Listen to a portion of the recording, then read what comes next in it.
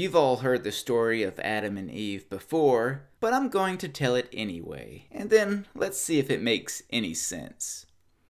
In the beginning, God created the heavens and the earth. He created Adam and Eve. He told them they could eat of any tree in the Garden of Eden, except for the tree of the knowledge of good and evil. They chose to eat of this tree, which brought death, disease, destruction, and so on upon the world. So let's think about this for a minute, shall we? Let's say a father has 2 kids. He puts them in the kitchen. He tells them, you can do whatever you want. The fridge is full of food and there's a big table for arts and crafts. But whatever you do, don't touch the stove. It's really hot and it will burn you if you touch it.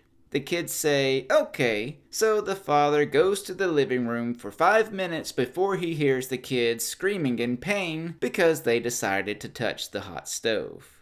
Would you blame the father? Personally, I wouldn't blame the father in this case. After all, he did warn them. However, if the father knew with absolute certainty that his kids would touch the stove and burn themselves, would you then blame him? Would you perhaps call this parent a monster? Sure, you could say he was teaching them a lesson. I could possibly grant that as well. But if the hot stove did irrevocable damage to the kids, and the dad knew this would happen, then yes, I would call him a monster. But let's keep going. Let's say the hot stove that the kids touched damaged them so bad that even when they have kids, they too will feel the effects of their parents' actions. And so will their kids' children and grandchildren and great-grandchildren, so on and so forth. And to think, this father, who warned them about the hot stove, knew beforehand that his kids would disobey him. Yet, he put them in the kitchen anyway. He knew they would touch the stove. He knew they would be damaged so bad that all of his grandchildren, who would come after them, would still be suffering the effects.